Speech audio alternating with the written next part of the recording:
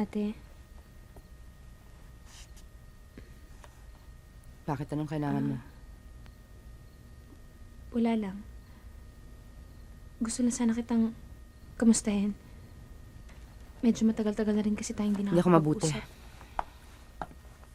Habang buhay na siguro akong ganito. Ate, pinahihirapan mo lang yung sarili mo sa ginagawa mo eh. Ako naman ang nahihirapan. Ate, pareho tayo nawala ng anak. Wala na sa akin si Marco pero wala akong ibang magawa kundi tanggapin yun. Alam ko masakit pero yun ang dapat. Kailanman, hindi ko matatanggap ang nangyari sa anak ko dahil sa pagpapabaya ng mga taong inaasahan ko. Sinisisi mo ako? Ha? Hindi na sana sasama si Justin noon. Pero nangako ka sa akin. Sabi mo, ate, akong bahala. Ako ang bahala. Pero hindi mo ginawa. Alam mo, nag-iisang anak ko si Justin. Nag-iisa. At hindi na ako pwede magkaanak uli. Pinabayaan mo ang anak ko. Pinabayaan mo ang anak ko.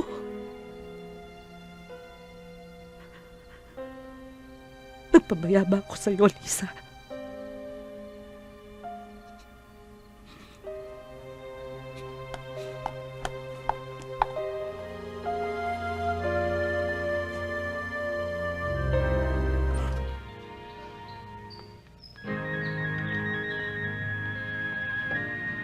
Siguro mabuti.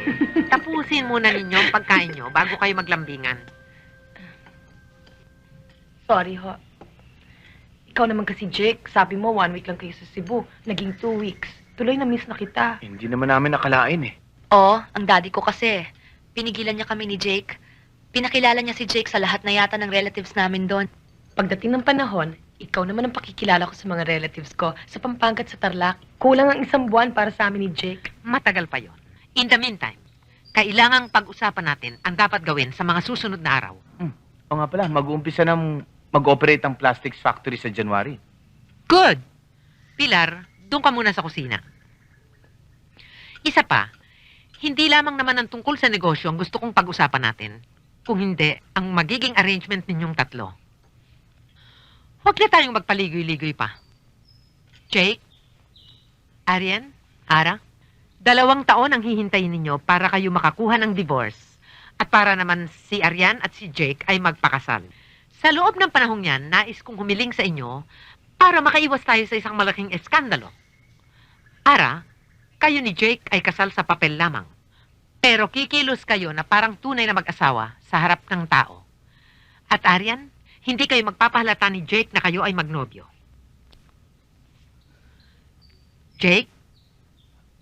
Yes, ma. Hindi po namin kakalimutan. Arian? Yes, ma'am. Wala kaming kaugnayan ni Jake. At ikaw, Ara? Opo, mag-asawa po kami ni Jake.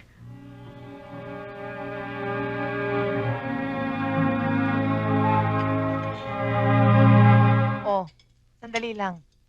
Ba't ngayon ka lang tumawag? Irene, si Patrick.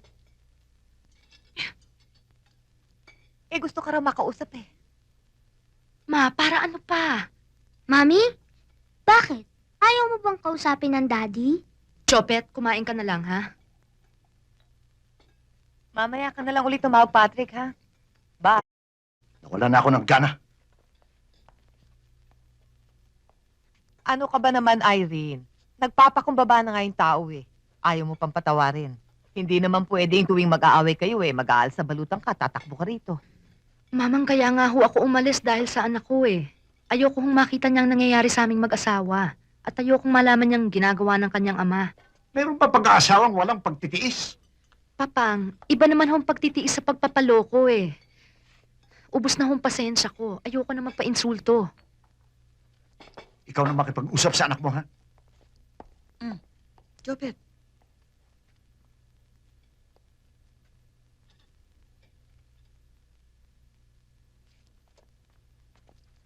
Oh, hindi ka pa ba inaantok, anak? Kailan tayo uuwi, Mami? Dito muna tayo. Eh, ang Daddy. Paano niya na ako dadala ng mga pasalubong? Nandito naman ako eh. At saka di ba mahal na mahal ka naman ng Mami? Mami, pagdadasal ko pa rin ba ang Daddy? Siyempre, anak.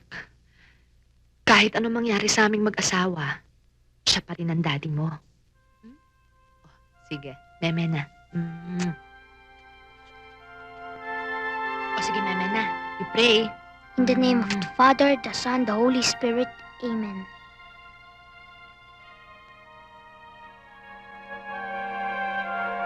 In the name of the Father, and of the Son, and of the Holy Spirit. Amen.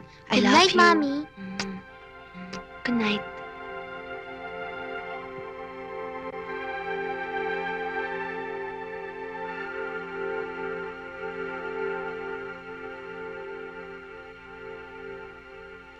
Natiis mo?